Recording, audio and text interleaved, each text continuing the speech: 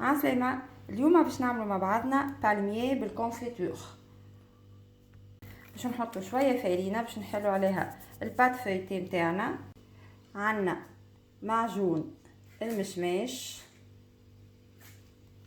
باش نحلوه على البات فويتي.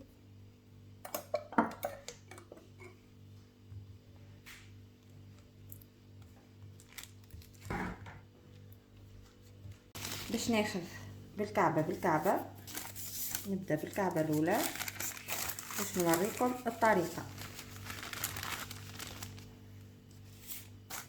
هذه الكعبه الاولى تاعنا بعد ما دهنتها بالمشماش باش ندورها هكا، وراو كيما تعملوا الكعبه الصغيره هذيا كيما تعملوا للبات فايتي الكبيره هكا.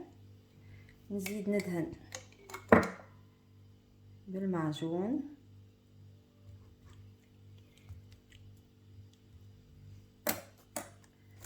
ونحط فوقها رشة سكر. توا كملنا الكعبات الكل باش نقصاهم. السمك بالطبيعة حسب ما تحبوا نتوما، انا باش نقصهم صغيرين.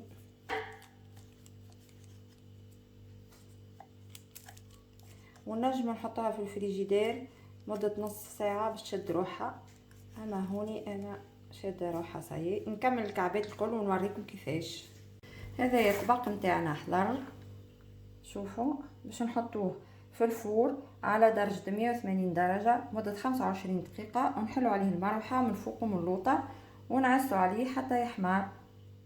هذا البالمية بتاعنا حضر، شوفوا محلاه قداش يجي كروستيون من برا وهشوش من داخل، وصحة وبالشفاء.